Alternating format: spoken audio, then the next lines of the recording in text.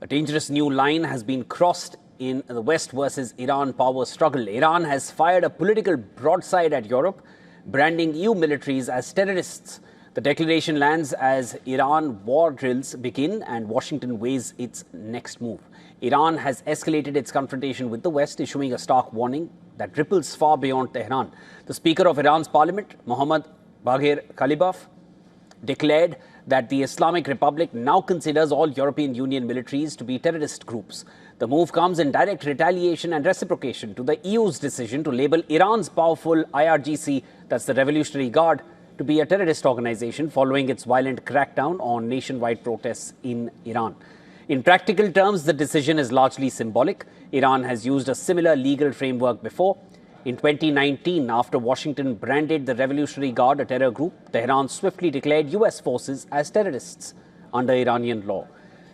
This latest step follows the same playbook, but symbolism matters, especially at a moment of extreme regional tension.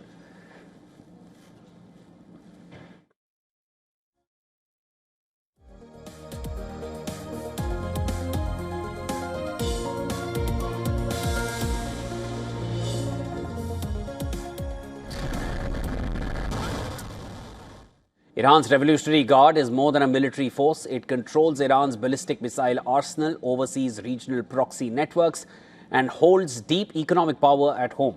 It answers only to Iran's supreme leader, and the timing is tense. US President Trump is openly weighing military options against Iran. Trump later confirmed that dialogue was taking place, but without withdrawing his earlier threats.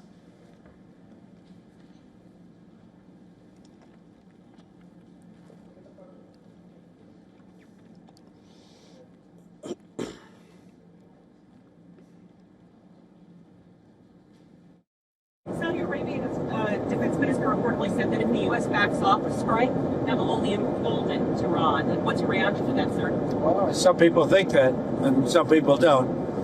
If you could make a negotiated deal that would be satisfactory with no nuclear weapons, they should do that, but I don't know that they will, but they are talking to us, seriously talking to us. At the same time, Tehran has launched live-fire military drills in the Strait of Hormuz, the narrow maritime choke point through which roughly one-fifth of the world's oil trade flows.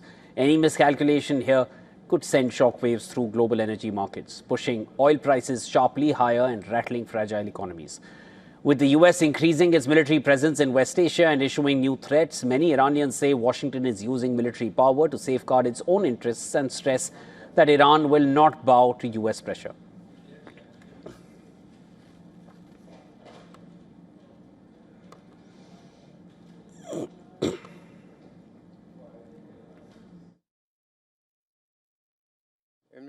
Has the US ever truly helped people in any places like Iraq, Syria, Venezuela, or Lebanon? Has it ever considered the needs of local people? The only thing that matters to the US is its own national interests and wealth.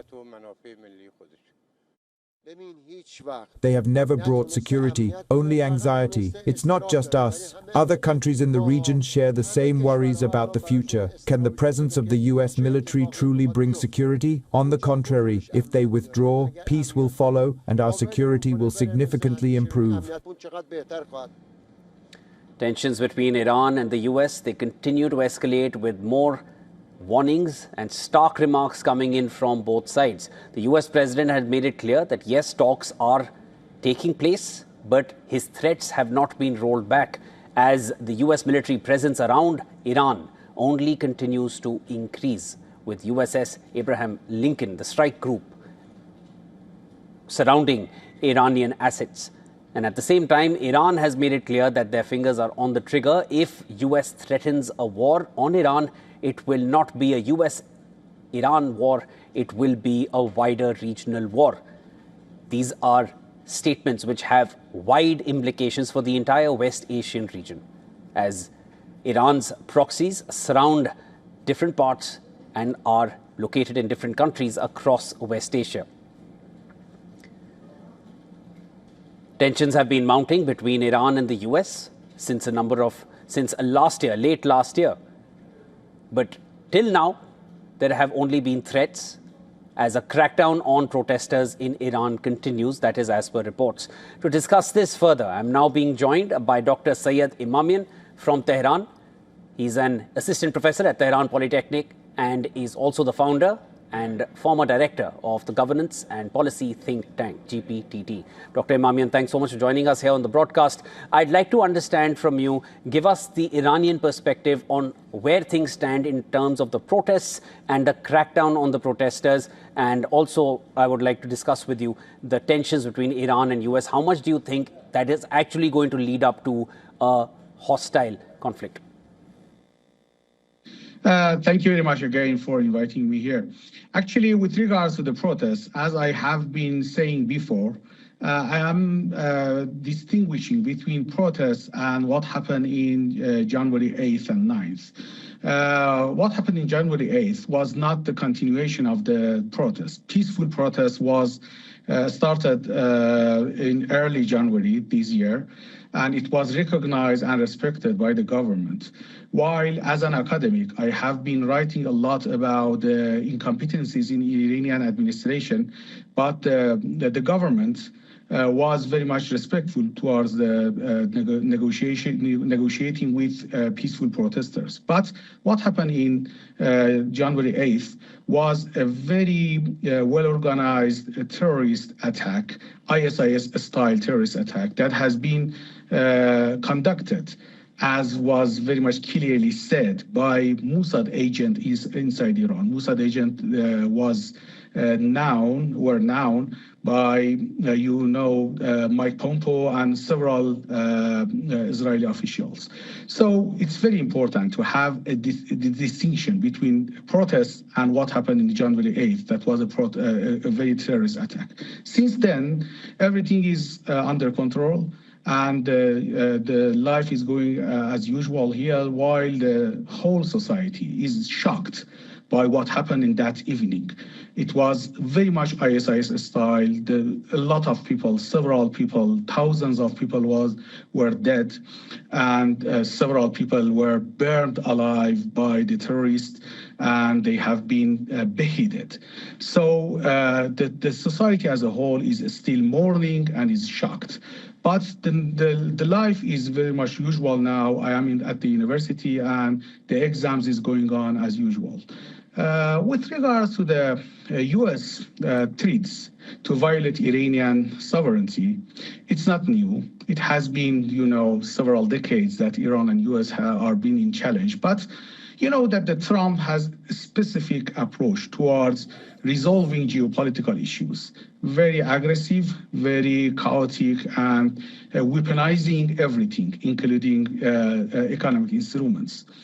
With regards to the new, very recent developments, as far as I have been informed by policymakers here, it seems that whilst Trump has built up a lot of military equipments around Iran, a very heavy military buildup, but at the same time, Trump is the man of very easy victories. Is not the one to be involved in the long-term and very challenging kind of the battle. So if Iran is going to retaliate any kind of the very surgical attack or very shocking attack with a very regional kind of the response, I think it would be very challenging and very costly, politically costly for Trump, particularly within his MAGA and isolationist political constituency. So it seems that the Trump is pressurizing on Iran to provide an opportunity for a better deal. Dr. Imamian, as far as we have already heard, there is some negotiation going on behind the scene. Dr. Imamian, as you mentioned that there are negotiations on, you do not rule out the prospects of an actual military conflict taking place with larger regional implications. But I'd like to just first talk about the death toll in Iran. You mentioned a few thousand, but then there are reports suggesting as high as 10,000, 15,000, even 20,000, and some reports even suggesting death tolls beyond that. Now, these are deaths that we're talking about. How, or is it even possible to distinguish, as you said, between protesters and rioters, or whichever way they're being seen. There is in thousands. How do you distinguish who is to be shot or who is to be not, or who is to be taken down? The fact is thousands of deaths have taken place. How is Iran dealing with this? And today, how is Iran functioning on a day-to-day basis? As I said, Iran has been back to the normal life in Iran has been back to a very, very, very normal situation since the January 10th and 11th. And until now, everything is going on as usual. But at the same time, there is a lot of, as I said, I have called what happened in January 8th as a 9/11 of Iranian establishment, Iranian security establishment, because it was a very shock and surprise. While most of the police and security officers were deliberately unarmed, something very well organized happened by, as I said, as they call themselves, Mossad agents inside Iran. But they have been covered up within the peaceful demonstrators. With regards to the number of the people that they have lost their lives, actually, I have been asking with different political directions amongst Iranian political spectrum. You know that the current government is a very reformist government. They have been, some of them, they have been behind what happened in 2009, the biggest scale demonstration that Iran has ever seen. Millions of people were in the street, and some within the current government, they were the drivers or the campaigners of that demonstrations. So they are not the same.